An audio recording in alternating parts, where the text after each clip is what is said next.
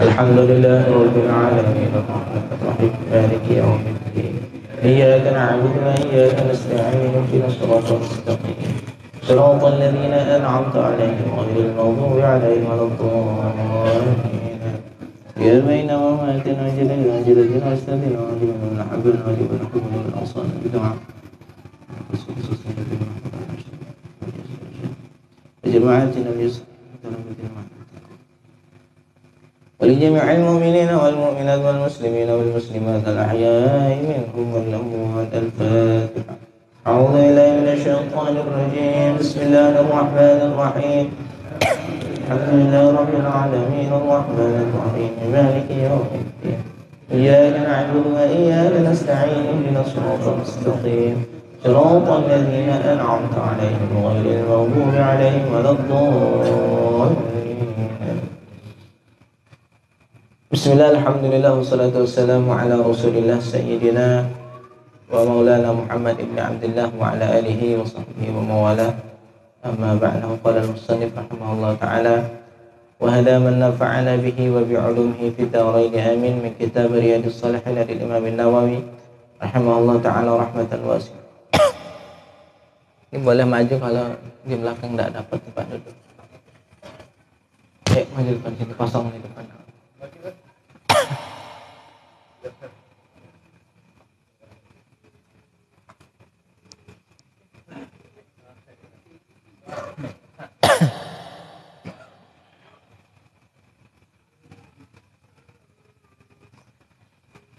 Qala al-musannif rahimahullah ta'ala, musannif berkata pada kitab Riyadhus Shalihin, Imam An-Nawawi rahimahullah ta'ala masih membahas tentang babu fadlil buka min khasyatillah wa syauqan ilaihi, bab menjelaskan tentang keutamaan menangis karena rasa takut memandang keagungan Allah subhanahu wa ta'ala dan rasa kerinduan kepada Allah subhanahu wa ta'ala.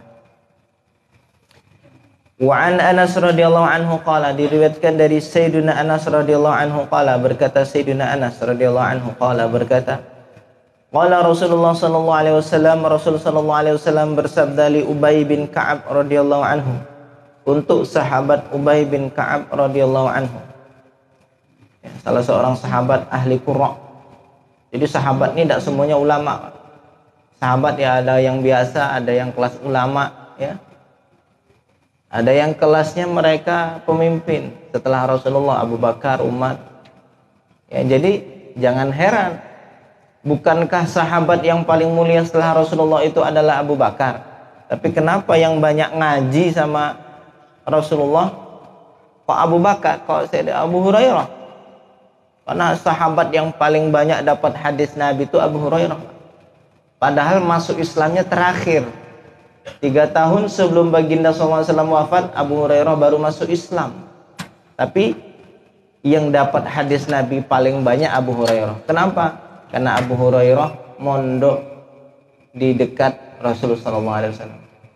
Mondok dalam kelompok yang disebut Ahlus Suffah.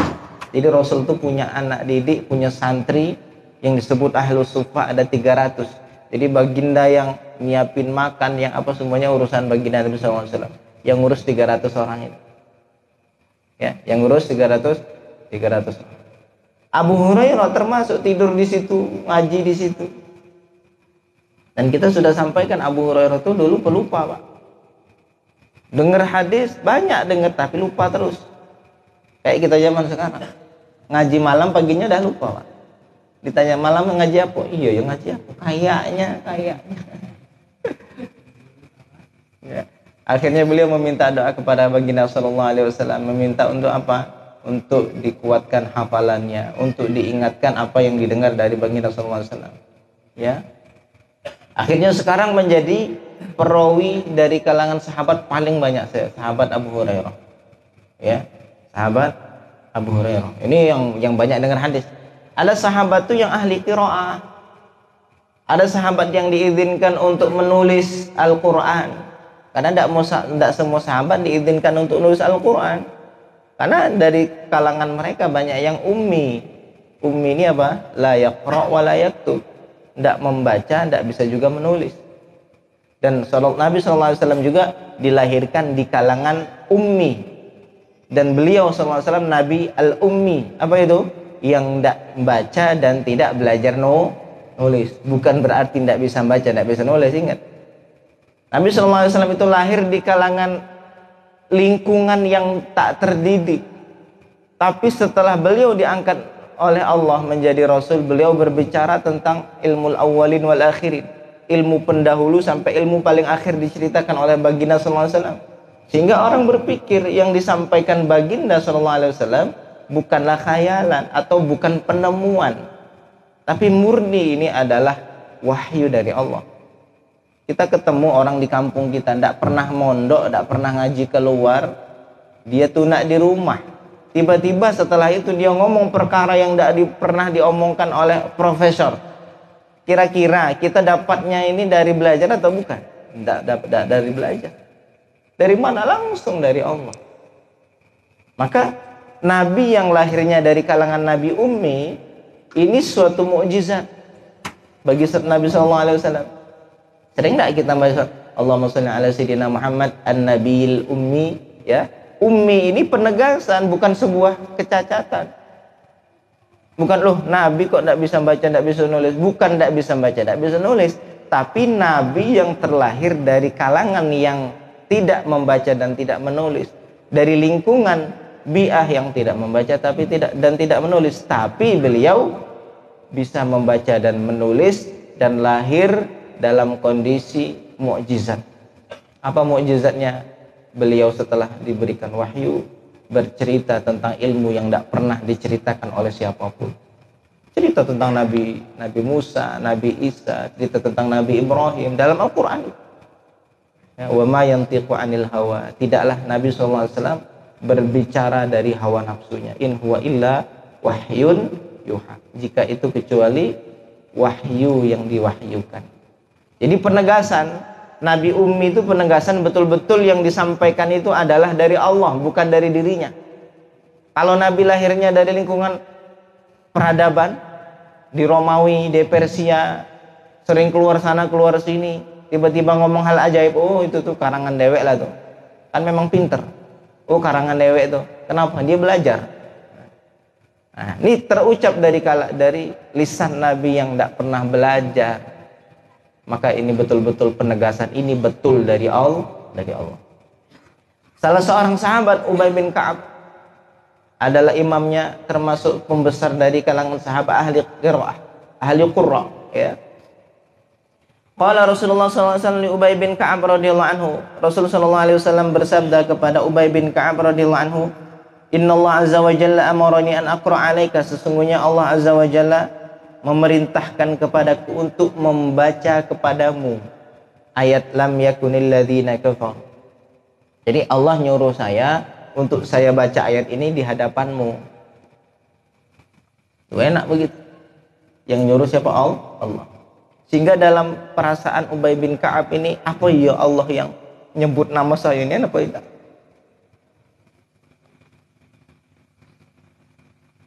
Qala wasammani lak. Apakah Allah nyebut namaku? Ini kan bentuk penghormatan, Pak. Ketika Rasul mau membacakan ayat kepada kita, kepada sahabat Ubay bin Ka'ab, sahabat Ubay bin Ka'ab bertanya-tanya, betulkah Allah nyebut nama saya? Jadi bukan berarti tidak percaya, tapi lebih kepada apa? Tidak pede, apa betul saya ini orang yang banyak dosa ini disebut namanya secara langsung oleh Allah? Nah itu. Wasamani lak, apakah Allah menamai diriku, nyebut namaku untuk wahai baginda? Qala na'am. Lalu Ubay bin Ka'ab menangis. Fabaka. Lalu sahabat Ubay bin Ka'ab menangis ketika Rasul mengatakan, ya. Nangis kenapa? Imma farhan wa sururan bidzalika. Bisa jadi saking senangnya nangis. Orang kalau saking senang bisa nangis. Au khusyu'an wa khaufan min at-taqsir fi syukri tilka ni'mah, atau ada rasa takut karena betapa agung nama kita disebut Allah, itu hak syukurnya besar juga, Pak. Orang itu makin tinggi kedudukan di hadapan Allah, makin besar tanggung jawabnya, makin besar hak syukurnya. Dosanya orang yang tahu sama yang tidak tahu jauh bedanya. Dosanya orang ahli sujud sama yang tidak ahli sujud beda. Bedanya dosanya orang alim sama yang tidak alim beda besarnya dosa. Dosa orang yang pendosa yang memang asli pendosa sama dosanya orang yang tersohor kealimannya jauh bedanya. Nah, beliau merasa begitu. Nama saya disebut di sisi Allah, disuruh membaca ayat ini, akhirnya merasa takut, tidak bisa mensyukuri nikmat. Ya, sehingga disinilah beliau menangis. Sahabat Ubay bin Ka'ab. Wa hadza sya'nu salihina idza farihu bi syai'in falatuhu bil khasyah. Inilah kondisi orang soleh. Kalau sudah senang dengan sesuatu, maka selalu dicampuri dengan rasa takut. Senang apa? Dapat nikmat, dapat dunia. Orang soleh itu kalau datang besar dunia kepadanya, ada kebahagiaan yang dicampuri rasa takut. Takut apa? Bahwa ini bisa menjadi musibah, menjadi hijab dirinya dan Allah. Ini kondisi orang soleh. Nah, kita kalau datang dunia kepada kita justru malah senang, tidak ada sedikit pun rasa takut, maka harus mawas diri. Seberapa jauh kita dari kelompoknya orang-orang soleh. Muttafaqun alaih, hadis riwayat Bukhari Muslim. Wa fi riwayah fa ja'ala Ubay yabki. Wa anhu qala, dan diriwayatkan dari sahabat Anas radhiyallahu anhu, qala Abu Bakar li Umar radhiyallahu anhu ma ba'da wafati Rasulullah sallallahu alaihi wasallam. Abu Bakar berkata kepada sahabat Sayyidina Umar radhiyallahu anhu ma ba'da wafati Rasulullah sallallahu alaihi wasallam, setelah wafatnya Rasulullah sallallahu alaihi wasallam.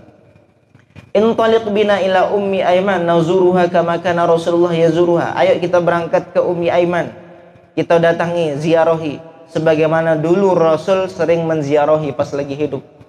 Jadi sahabat Abu Bakar ini termasuk sahabat yang setelah wafatnya Rasul punya keinginan untuk melakukan apa yang biasa dilakukan oleh Nabi. Ini kebiasaan Abu Bakar. Memang beliau bercita-cita dan berkeinginan, berniat apa yang sering dilakukan oleh Nabi setelah wafat beliau lakukan. Dan itu yang sering beliau tanyakan kepada istrinya Rasul atau putrinya Sayyidatuna Aisyah. Apa yang biasanya Rasulullah lakukan yang sekarang sudah wafat dan tidak dilakukan lagi, berusaha untuk dia lakukan. Salah satunya apa? Ketika Rasul SAW memiliki kebiasaan di setiap pagi beliau memberikan makanan kepada orang Yahudi, yang ternyata orang Yahudi itu setiap hari karena buta dia mencela Rasulullah, tapi yang ngasih makan tiap hari adalah Rasulullah, ngasih makan kurma. Sehingga Abu Bakar As-Siddiq bertanya, wahai Aisyah, apa hal yang dilakukan Nabi SAW dan sekarang setelah wafat tidak dilakukan lagi? Ada tidak yang belum saya lakukan? Ada. Rasul itu setiap pagi beliau datang ke pasar, ketemu sama wanita Yahudi buta, dia biasa ngasih kurma. Akhirnya di mana? Di sini ditunjukkan tempatnya oleh Sayyidatuna Aisyah. Akhirnya sahabat Abu Bakar di keesokan harinya datang ke sana. Dari kejauhan nengok mulutnya itu ngoceh. Ketika datang ke situ lihat apa yang diocehin. Muhammad penyihir, Muhammad ini pendusta, Muhammad. Padahal dia tidak sadar selama ini yang kasih makan adalah Muhammad SAW. Sehingga sahabat Abu Bakar memberikan kurma kepadanya. Ketika memberikan kurma kepada wanita tersebut, lalu wanita itu mengatakan, kamu siapa? Saya yang biasa memberikan dirimu makan. Tidak, yang biasa ngasih saya makan, dia selalu membuang bijinya dan selalu memberikan buah yang lembut dari buah kurma itu. Dan kamu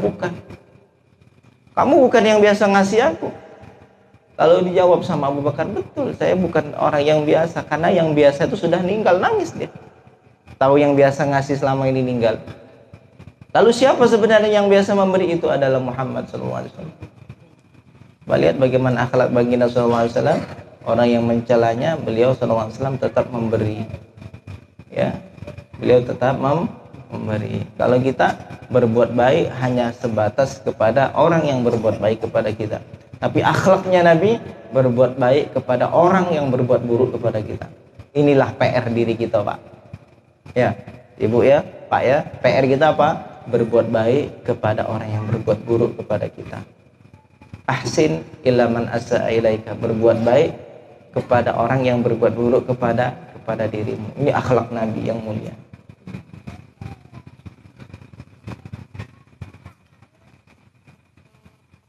Berangkatlah kita menuju Ummu Aiman, kita ziarahi sebagaimana Rasul menziarahinya dulu. Falamman tahaina ilaiha, tak kala kami telah sampai kepada Ummu Aiman, bakat, menangislah Ummu Aiman. Faqala laha, lalu Abu Bakar dan Umar berkata kepada Ummu Aiman, ma yubkiki, apa yang menyebabkan dirimu menangis? Ama ta'lamina anna ma indallahi khairun li rasuli, tidakkah engkau tahu bahwa apa yang sudah Allah siapkan untuk Rasulullah itu sudah terbaik. Sekarang Rasulullah wafat dan Rasulullah sudah berada di dekat Allah. Bukankah yang sudah Allah siapkan itu sudah paling baik untuk Rasulullah? Ngapa lagi nangis? Sudahlah, senanglah, Allah itu sudah menyiapkan yang terbaik untuk baginda Rasulullah. Faqalat inni la abki anni la alam anna ma innallahi khairun li rasuli.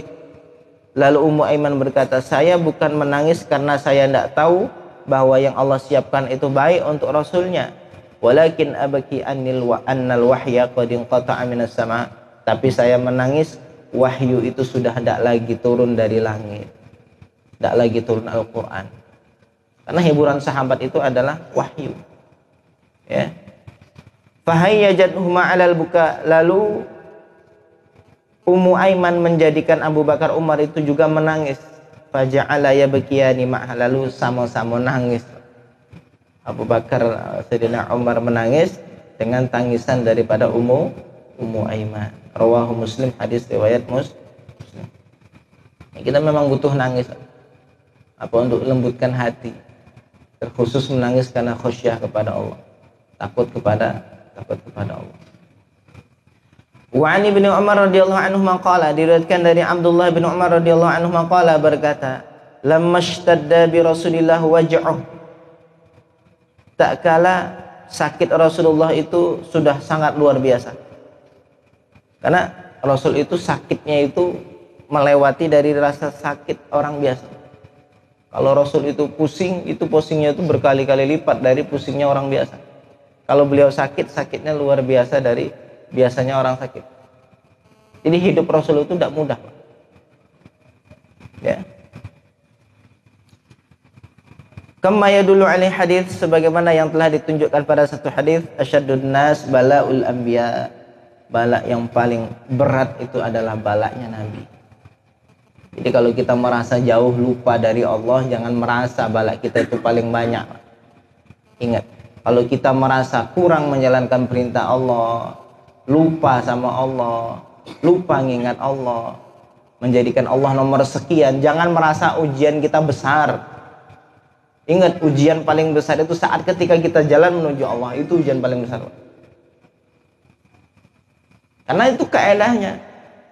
Yang paling besar dahsyat ujian itu Nabi, Pak. Kenapa makin taat makin besar ujiannya? Makanya buang jauh-jauh pikiran aku pengen ngaji, ngapa aku nih sumpek nian pikiran aku masalah tidak selesai-selesai. Apalagi, oh ya aku nih utang banyak nian pergi ngaji lah. Oh, makin banyak utang. Jadi jangan dianggap bahwa ibadah pendekatan diri kepada Allah menjadikan masalah kita selesai. Tidak, Pak. Justru Allah makin uji keimanan kualitas kita. Kalau makin tenang, iya. Tapi kalau selesai dari ujian, enggak. Makin tenang apa? Karena kita yakin segala sesuatu yang terjadi ketentuan dari Allah dan yang Allah tentukan tuh baik buat kita, itu yang mungkin bikin hati sejuk sebenarnya. Ya. Kita ingat dalam satu hadis bahwa ketahuilah sesungguhnya lau ijtama'atis samawati wal ard, kalau seandainya seluruh penduduk langit dan bumi berkumpul ala ayan fa'uka bisyai'in, untuk memberikan manfaat kepadamu dengan sesuatu hal yang kecil, la yanfa'uka, mereka tidak bisa kasih manfaat illa bisyai'in qad katabahu Allah, kecuali dengan sesuatu yang sudah Allah tuliskan untukmu. Tenang tidak terus kita kalau kayak gitu? Atau sebaliknya, kalau seandainya berkumpul seluruh penduduk langit bumi mau membahayakan kita, mau bikin kita celaka, mereka tidak bisa bikin kita celaka. kecuali dengan sesuatu yang sudah Allah takdirkan. Rufi'atil qalam, dalam akhir hadisnya bagaimana? Rufi'atil qalam wa jaffatis suhuf. Qalam sudah diangkat dan suhuf, tulisan sudah kering, tidak bisa lagi dihapus. Tulisan takdir kita sudah kering, Pak. Rezeki yang sudah ditakdirkan Allah itulah yang nak diambil, tidak kurang, tidak lebih. Apa nak kita khawatirkan? Apa nak kita khawatirkan? Aduh, besok gimana ya? Besok gimana? Apa sudah ditakdirkan, sudah kering, sudah kering. Ini yang bikin kita tenang. Gitu dah. Ini obat hati. Kalau ngaji bikin hati tenang, betul. Tapi ngaji bikin kita tidak ada selesai dari masalah, tidak bisa, Pak. Karena memang kata Imam Ghazali, ad-dunya darul mihnah. Dunia ini memang tempatnya ujian. Besok suatu saat kita tuliskan suatu gambaran yang pernah Rasul gambarkan. Jadi Rasul itu pernah dengan sahabat, beliau menggambarkan, mencoret-coret di tanah, bikin kotak begitu. Lalu bikin garis, lalu bikin garis-garis. Beliau sallallahu alaihi wasallam menceritakan tentang ajal, tentang manusia, kehidupan, lalu tentang ujian awarid, lalu tentang amal, angan-angan. Ya, yang bikin kita sulit itu adalah angan-angan yang kelewat tinggi sehingga kita melupakan kewajiban apa yang sekarang ini Allah tentukan buat kita. Ya. Jadi asyaddun nas balaul anbiya, yang paling dahsyat ujiannya Nabi, tsummal auliya, kemudian setelah itu wali. Kemudian siapa? Al-amsal fal amsal. Kemudian yang derajat yang bawah, paling bawah, terus sesuai dengan tingkat ketakwaan kepada Allah. Makanya tidak jarang saya ketemu sama orang saya, Ustaz, makin saya pengen hijrah, perasaan masalah tuh makin ruwet. Ya itulah saat ketika Allah ingin uji kesabaran kita, keridhaan kita. Ya. Kalau memang ketakwaan itu lalu menjadikan hidup mudah, kenapa sallallahu alaihi wasallam begitu hidupnya? Dihina, dilempari kotoran, dilempar sama umatnya sendiri, sampai berdarah, sampai mendoakan Allahumma ihdi qaumi fa innahum la ya'lamun, kasih hidayah umatku, mereka tidak tahu. Berat ujian Nabi sallallahu alaihi wasallam, dari kiri, dari kanan, depan, belakang. Satu kota pengen bunuh. Coba kita hidup di satu kampung, yang satu kampung tuh nak bunuh kita, kayak apa, Pak? Betah kita di situ? Betah lah, betah. Nah itu sallallahu alaihi wasallam. Jadi jangan merasa kita ujiannya paling besar. Tengok tingkat ketakwaan diri kita kepada Allah. Sebetapa besar Allah dalam hati, dan sebetapa Allah kita jadikan sebagai tujuan utama, makin besar ujian. Karena ujian adalah cara Allah untuk menjaga kemesraan dengan hambanya. Orang makin besar ujiannya, makin merasa ya Allah, ya Allah.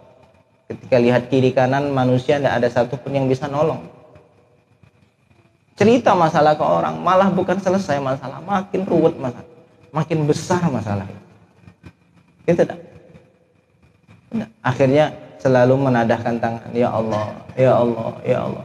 Diuji lagi, ya Allah, ya Allah. Allah jaga kemesraan doa hajat kepada Allah. Allah pingin tersambung rasa kita cuma kepada Allah, itulah bentuk kasih sayang Allah. Makanya dalam satu hadis dikatakan sallallahu alaihi wasallam, idza habballahu 'abdan ibtalahum, innallaha idza habba qauman ibtalahum. Allah itu kalau senang kepada satu kaum, Allah akan uji. Tapi dengan satu syarat, fa in radiya falahu ridha. Kalau terima takdirnya, meyakini itu adalah ketentuan dari Allah, falahu ridha, dia dapat keridhaan, dapat cinta dari Allah. Fa in sakhita, kalau murka, tak terima dengan ketentuan, falahu sakhtu, maka dia akan dapat kemurkaan, jatuh ketimpan tangga, musibah dapat, murka Allah dapat kalau kita tidak ridha. Ya, jadi ngaji ini, sholat ini mengenalkan kita tentang keridhaan, bukan menyelesaikan kita dari masalah. Kenapa? Karena sunatullahnya begitu. Laqad khalaqnal insana fi kabad. Kami ciptakan manusia itu dalam kesulitan, Pak. Pernah kita ngerasa hidup ini makin panjang umur makin enak? Coba pikir-pikir dari dulu. Paling enak masa tuh kanak-kanak, coba. Yo, makin tambah umur, makin tambah dewasa, makin beban hidup itu susah. Coba pikir-pikir dari dulu. Betul lah yang dijadikan sunnatullah itu? Betul, Pak. Ya. Jadi kita belajar bagaimana Nabi SAW menghadapi ujian-ujian yang Allah berikan kepadanya sebagai bentuk kasih sayang.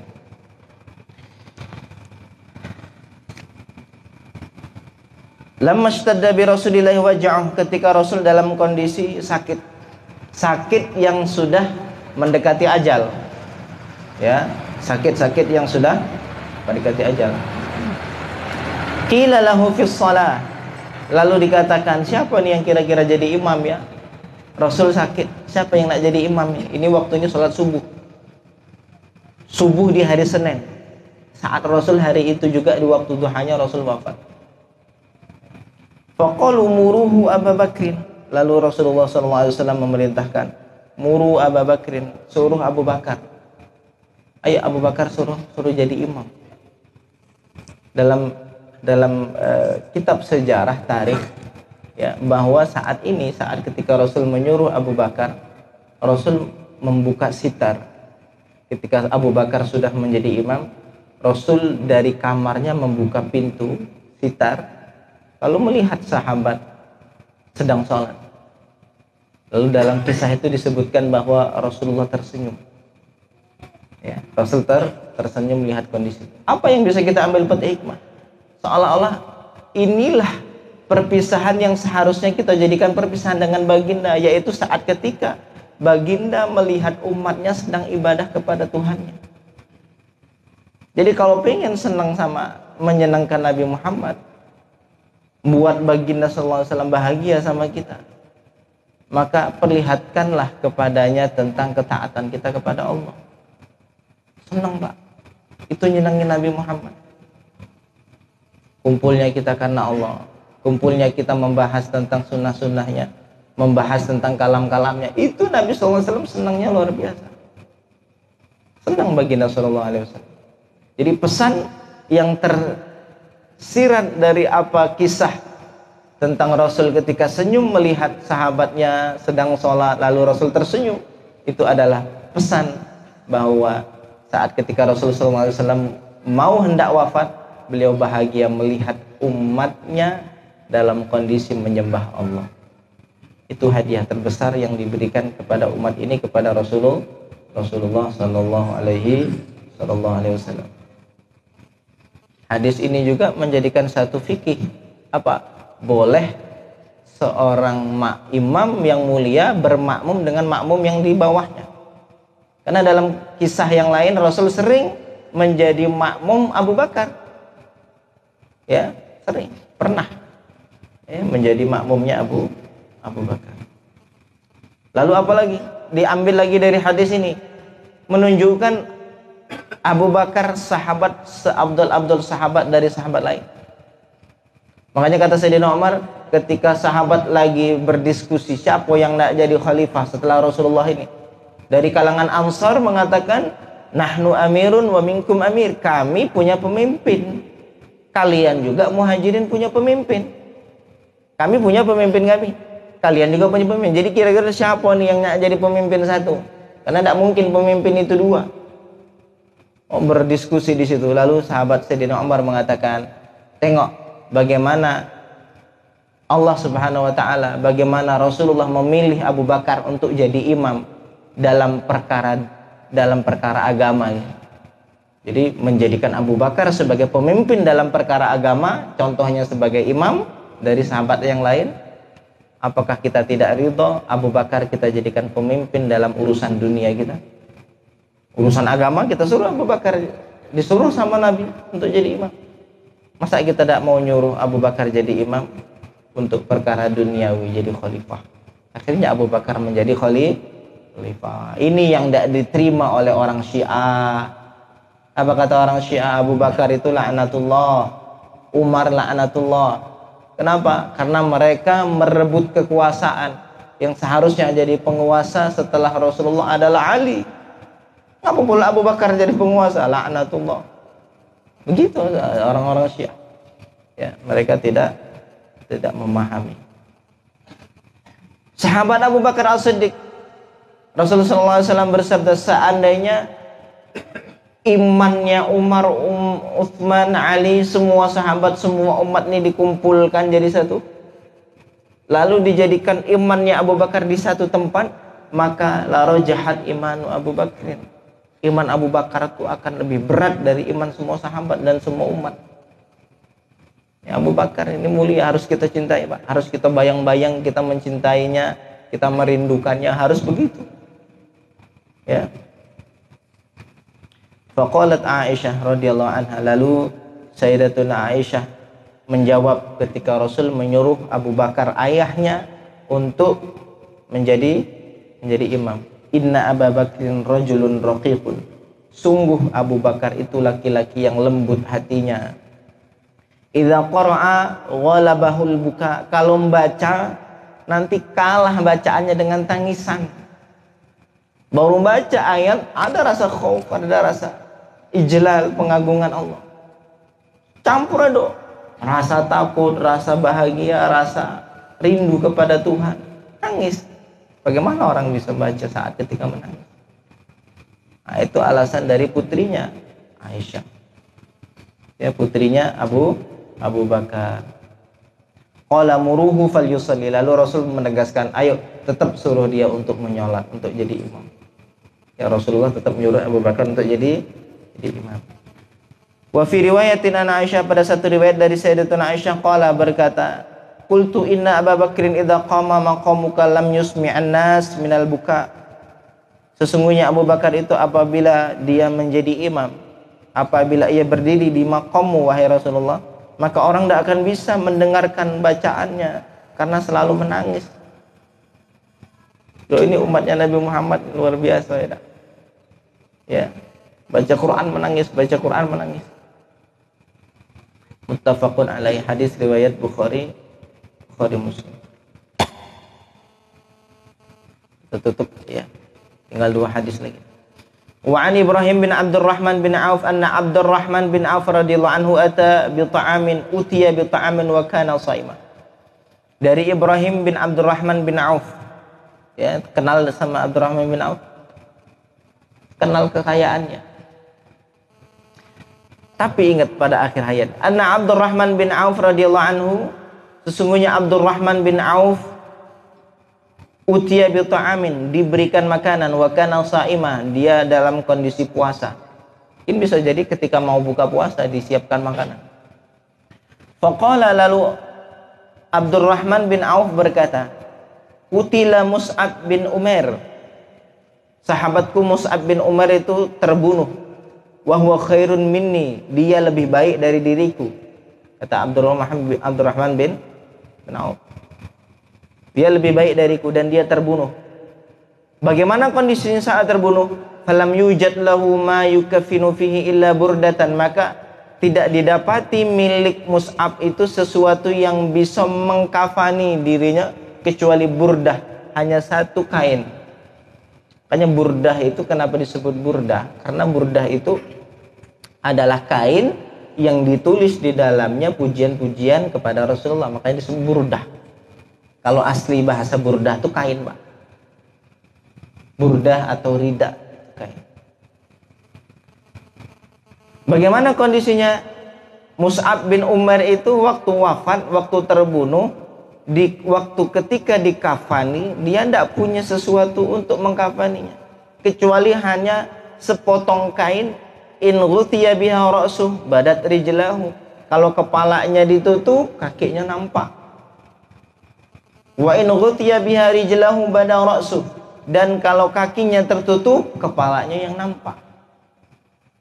Tidak punya sesuatu apapun pas meninggal, fakir, betul-betul fakir. Sampai baju pun tidak punya. Padahal kondisinya dia lebih baik dari Abdurrahman bin Auf. Pengakuan Abdurrahman bin Auf, sahabat itu tidak pernah merasa dirinya lebih mulia dari yang lain, itu tidak pernah, Pak. Ini akhlaknya sahabat itu begitu.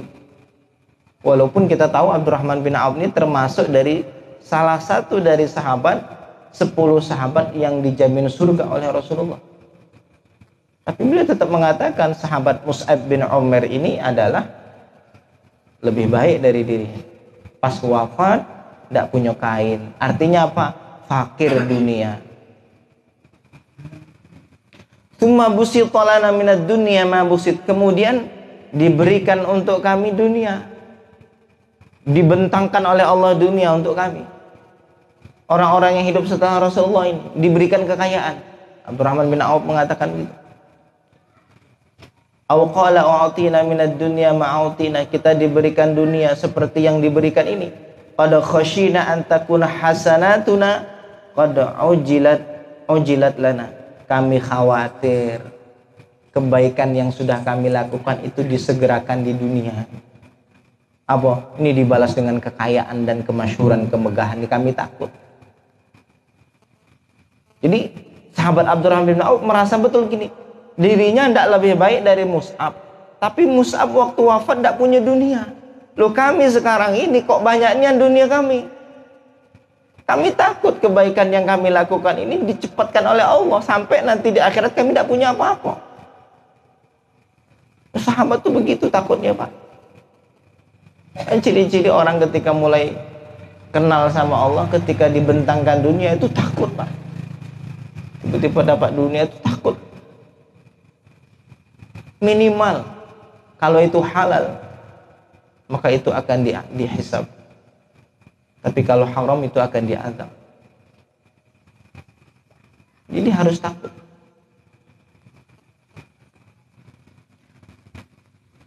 Tsumma ja'ala yabki hatta tarakat ta'am. Kemudian sahabat Abdurrahman bin Auf menangis, mengingat masa itu. Mengingat masa sahabat Mus'ab itu tidak punya apa-apa dia pas meninggal. Sampai nangis, sampai ditinggal tidak jadi makan, tidak selera lagi makan.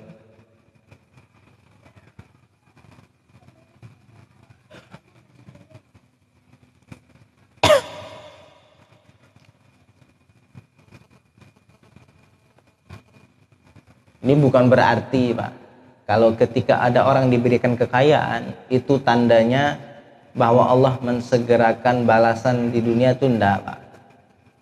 Ini sebagai bentuk rasa takutnya sahabat Abdurrahman bin Auf saja. Kenapa? Karena kita yakin bahwa kekayaan itu bukan balasan dari ibadah yang Allah berikan. Kenapa seandainya itu sebuah balasan?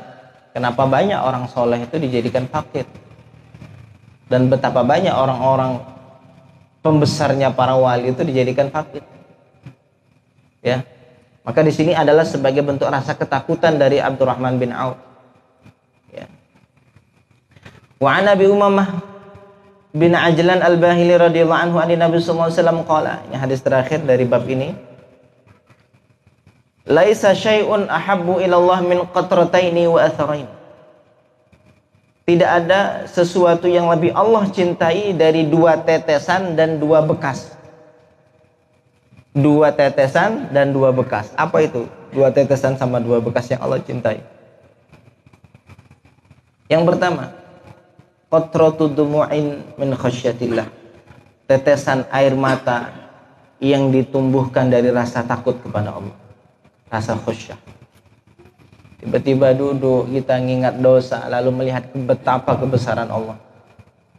Kita melihat betapa kita itu merendahkan Allah.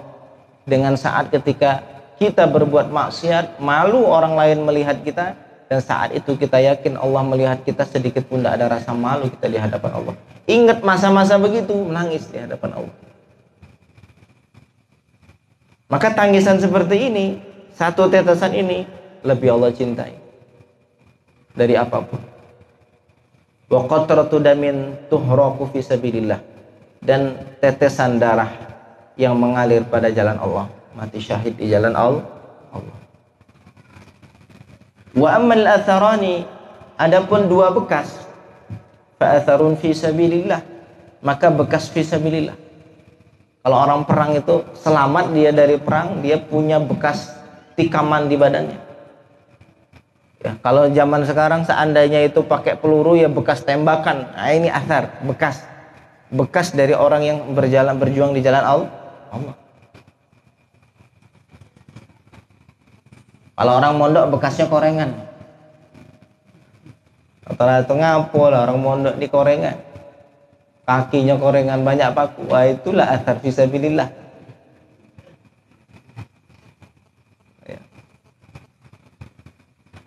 Wa atharun fi faridatin min faraidillahi ta'ala, dan bekas pada menjalankan fardu dari fardunya Allah Subhanahu wa taala. Apa itu? Seandainya wudu basah, ini adalah athar atau bekas daripada bekas menjalankan ibadah fardu. Ya. Apa saja bekas yang berhubungan dengan yang fardu dari Allah Subhanahu wa taala, ini yang lebih Allah cintai. Jadi dua hal, dua tetesan yang Allah cintai dan dua bekas yang Allah cintai. Dua tetesan itu apa? Tangisan dan darah yang mengalir di jalan Allah. Adapun dua bekas adalah bekas fisabilillah dan bekas menjalankan ibadah fardu. Kalau salat ya ada bekas ketika kita sujud di hadapan Allah Subhanahu wa taala. Dalam hadisnya banyak ya, cuman ini yang disampaikan oleh Imam An-Nawawi. Qala haditsun hasan. Wa fil babi ahadits katsirah minha haditsul Irbad bin Sariyah. Dalam bab ini banyak hadisnya. Sebagiannya adalah hadisnya sahabat Irbad bin Sariyah radhiyallahu anhu. Wa'adzana Rasulullah sallallahu alaihi wasallam mau'izatan. Rasul memberikan nasihat kepada kami, dzarifat minhal uyun, yang menjadikan mata ini menangis. Ya. Jadi bahasa hati hanya bisa diterima oleh hati. Bahasa akal hanya bisa diterima oleh akal. Bahasa lisan tidak akan bisa diterima oleh akal dan tidak bisa diterima oleh hati. Dia hanya akan masuk ke dalam lisan seseorang. Jadi Rasul itu sallallahu alaihi wasallam begitu khosyahnya kepada Allah, memberikan dampak apa yang diberikan. Makanya kita tuh kalau nak ngomong ke orang, sebelum kita mengalami itu tidak akan memberikan dampak ke orang lain. Ibadah binafsik, mulai dari dirimu, baru itu akan memberikan dampak ke orang lain. Ya sebagai suami, ya harus takut dulu ke Allah, harus istiqomah dulu di hadapan Allah. Lalu itu akan memberikan dampak secara otomatis kepada orang di sekitar, khususnya kepada orang-orang di sekitar. Nah, Rasulullah SAW, sehingga kita bertanya-tanya, ngapa Rasul itu di umur 40 baru diangkat menjadi Nabi? Ngapa tidak sedari muda umur 25, umur 20 langsung diangkat jadi Nabi? Ngapa? Ngapa tidak 40? Lalu kenapa harus bermalam dulu, berbulan-bulan di Gua Hira, mabit, khalwat, bersembunyi di Gua Hira berbulan? Kenapa? Setelah itu baru diturunkan wahyu. Bisa be Allah kasih wahyu secara langsung tanpa harus Rasulullah di Gua Hira. Ini menjadikan sebuah didikan buat kita. Sebelum orang itu menyampaikan sebuah kebaikan, seyogyanya kebaikan itu dikerjakan dulu, diamalkan dulu, baru kebaikan itu akan memberikan dampak besar ke orang lain. Selagi itu belum bisa kita teladani, maka itu sulit untuk diteladani oleh orang lain. Maka inilah sunnah daripada sunnah Nabi SAW, yaitu saat ketika beliau menyampaikan, banyak sahabat yang menangis dan rasa takut kepada Allah, karena beliau SAW adalah yang paling takut di antara para sahabat dan para makhluk lainnya. Amin amin ya rabbal alamin. Mudah-mudahan kita bisa meneladani akhlak baginda Rasulullah SAW, ucapan yang tidak hanya sebatas ucapan di lisan, tapi ucapan yang muncul dari dalam hati. Amin amin ya rabbal alamin. A'udzu billahi minasyaitonir rajim. Bismillahirrahmanirrahim. Alhamdulillahirabbil alamin. Allahumma shalli ala sayyidina Muhammad wa ala ali sayyidina Muhammad. Allahumma ighfir lana dzunubana, Allahumma ighfir lana dzunubana, Allahumma ighfir lana dzunubana wa israfana fi amrina wa tsabbit aqdamana wansurna 'alal qaumil kafirin. Allahumma tahhirna tathiran naslahu bihi li hadratik. Allahumma a'inna 'ala dzikrika wa syukrika wa husni ibadatik. Rabbana zalamna anfusana wa illam taghfir lana wa tarhamna lanakunanna minal khasirin. Rabbana atina fid dunya hasanah wa fil akhirati hasanah wa qina adzaban nar. Wa sallallahu wa sallim wa barik 'ala sayyidina Muhammad. Walhamdulillahi rabbil alamin. Taqabbalallahu minkum minna wa minkum taqabbal ya karim. Allahumma shalli salatan kamilah